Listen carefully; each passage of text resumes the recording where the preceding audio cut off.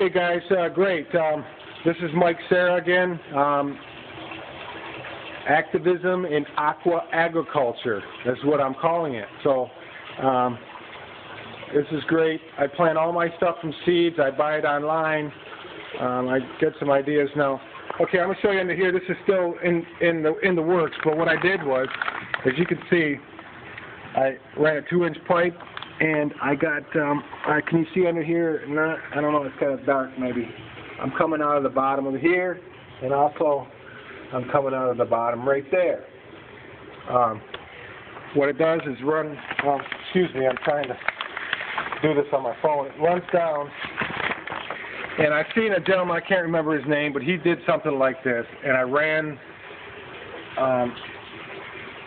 this out here as far as my P-trap, and the P-trap comes up and it runs out, and this was another experiment I tried, and it seemed to be working all right. It drops down into the system now. What I did was keep working with me here.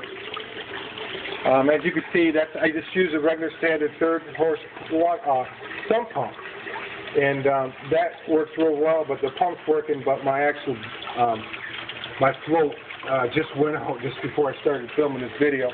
Now what I got here, like I say, this is the line coming in from, it's continuous running from my system with the rock bed over there. If you can see that.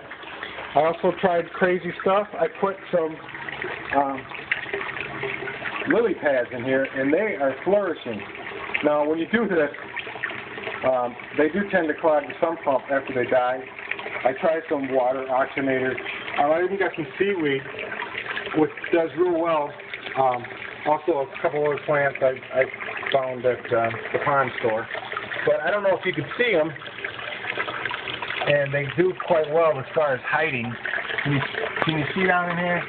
Maybe the little guy right there. That's 1 out of 60 perch, and they're all about maybe 3 inches or so.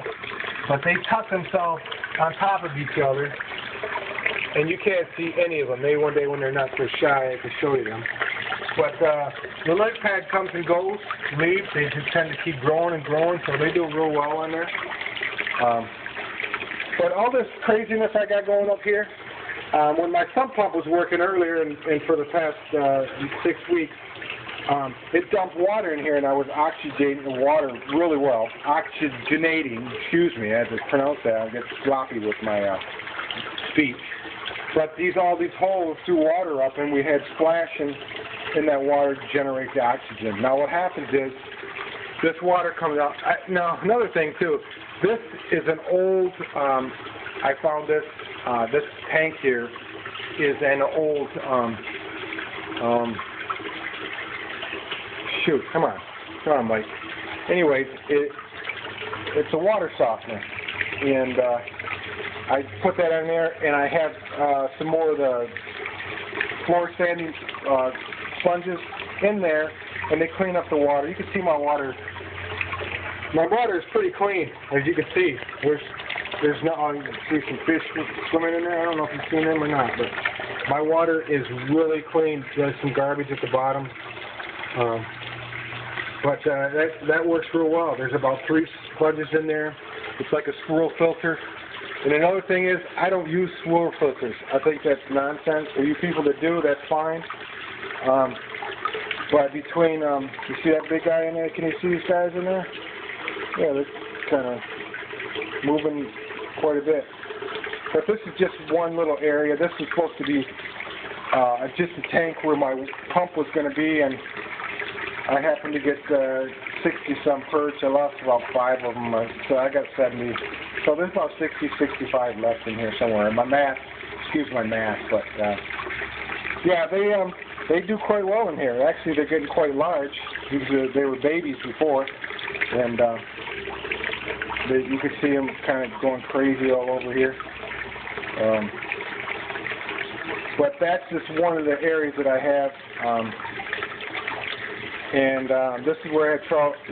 This fall, I'm going to get some catfish, and I'll get some more perch. They do quite well, especially when it gets colder.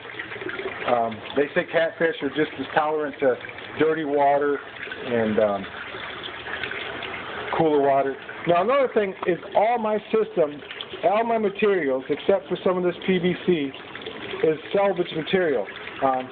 You look at this right here. This is an actual crate that I had purchased, and I bought a lot of stuff from a pallet company that just throws them out back, damaged ones or whatever.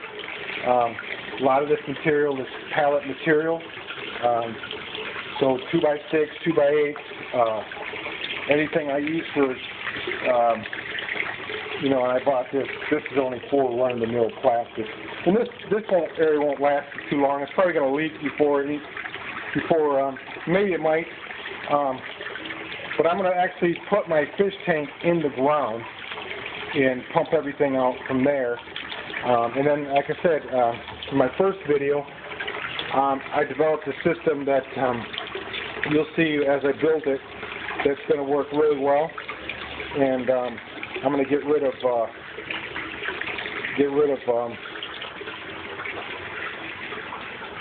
this bed over here. Well, this probably stay, but I won't use that rock system anymore.